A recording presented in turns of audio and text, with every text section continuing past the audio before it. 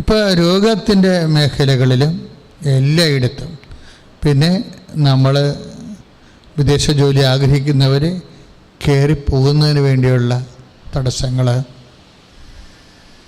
അതുപോലെ തന്നെ തിരിച്ചു വരുന്നതിന് വേണ്ടിയുള്ള തടസ്സങ്ങൾ, ഇങ്ങനെ എല്ലാം നോക്കുമ്പോൾ എപ്പോഴും ആശങ്കയാണ്. എന്തൊക്കെ സംഭവിക്കാൻ പോകുന്നു, നമ്മുടെ കൈപ്പിടിയിൽ ഒതുങ്ങാത്ത ഒത്തിരി കാര്യങ്ങൾ സംഭവിക്കാൻ പോകുന്നു, അതിൻ്റെ ആശങ്കകളാണ്. വിശുദ്ധ ലൂക്കായുടെ സുവിശേഷത്തിൽ ഇതിനെക്കുറിച്ച് വ്യക്തമായൊരു വചനമുണ്ട്. ആ വചനത്തിൻ്റെ പിൻപറ്റിയാണ് ഇന്ന് ആരാധന സഞ്ചരിക്കുന്നത്.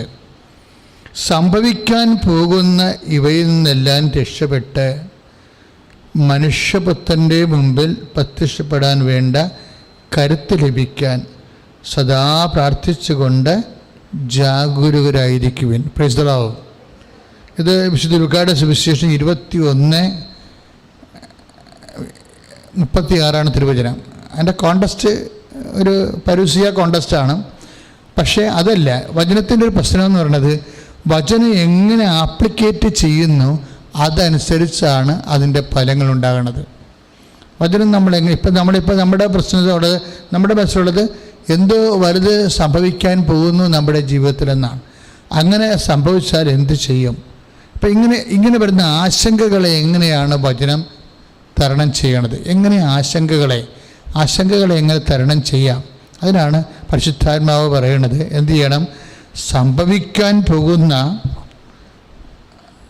21:36 സംഭവിക്കാൻ പോകുന്ന ഇവയെന്നെല്ലാം രക്ഷപ്പെട്ട് മനുഷ്യപുത്രൻ്റെ മുമ്പിൽ പ്രത്യക്ഷപ്പെടാൻ വേണ്ട കരുത്ത് ലഭിക്കാൻ സദാ പ്രാർത്ഥിച്ചുകൊണ്ട് ജാഗരൂകരായിരിക്കുവിൻ.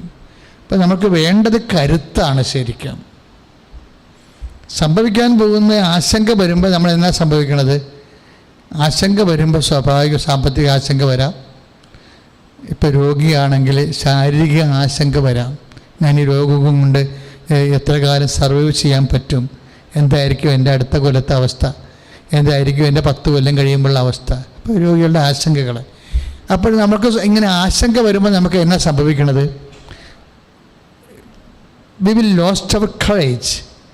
നമുക്ക് അതിൻ്റെ കരുത്ത് പോകും. അതാണ് ബൈബിൾ പറയണത്. കരുത്ത് ലഭിക്കണം. നമുക്ക് കരുത്ത് ലഭിക്കണം. അപ്പം നമ്മൾ പ്രാർത്ഥനയിലൂടെ ഉദ്ദേശിക്കുന്നത് പല ആൾക്കാരെ അനുഗ്രഹം എന്നാണ് ഉദ്ദേശിക്കുന്നത്. പക്ഷേ വചനം അനുഗ്രഹം എന്ന് മാത്രമല്ല പറയണത്. പ്രാർത്ഥനയിലൂടെ ഒരു വ്യക്തിക്ക് കിട്ടുന്നത് കരുത്താണ്. എന്നുവെച്ചാൽ ദ പവർ ടു സർവൈവ്.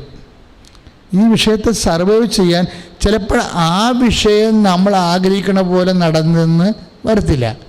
പക്ഷേ അതിൻ്റെ കറസ്പോണ്ടിങ് ആൻഡ് ഇക്വാലൻ്റ് പവർ നമുക്ക് കിട്ടും, കരുത്ത്. അച്ഛൻ പറഞ്ഞ മനസ്സിലായില്ലേ? ഇപ്പോൾ ഒരു വിഷയം നമ്മൾ വിചാരിക്കണ പോലെ തന്നെ ചാർട്ട് ചെയ്ത് നടക്കണം നിർബന്ധമില്ല. പക്ഷെ നമ്മൾക്ക് അതിൻ്റെ പൊള്ളലേൽക്കാതെ സർവൈവ് ചെയ്യാൻ ആവശ്യമായ കരുത്ത് ദൈവം അലോട്ട് ചെയ്യും. അതാണ് 21:34 പറയണത്. സംഭവിക്കാൻ പോകുന്നതിൽ നിന്ന് രക്ഷപ്പെടാൻ വേണ്ടിയുള്ള കരുത്ത് ലഭിക്കാൻ. ഇപ്പം അവിടെ കരുത്താണ് വേണ്ടത്. ചില സമയത്ത് ബൈബിൾ അതിനെ കപ്പാസിറ്റി എന്നൊക്കെ വിളിക്കും. പക്ഷെ ഉൾക്കരുത്ത് ലഭിക്കാൻ വേണ്ടി എന്ത് ചെയ്യണം? സദാ പ്രാർത്ഥനയിൽ നിരതരായിരിക്കാൻ. ഒന്ന് അച്ഛനോട് ചേർന്ന് പ്രാർത്ഥിച്ചേ. കർത്താവേ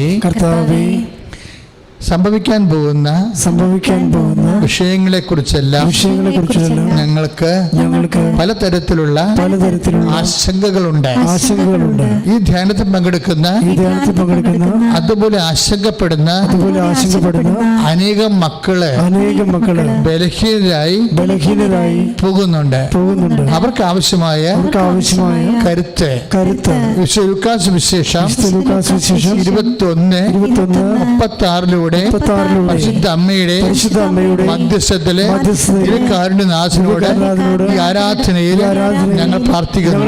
കർത്താവേ, ദൈവികമായ സ്വർഗീയമായ കരുത്തിനാൽ ഈ നിമിഷം ഞങ്ങളെ അഭിഷേകം ചെയ്യണം.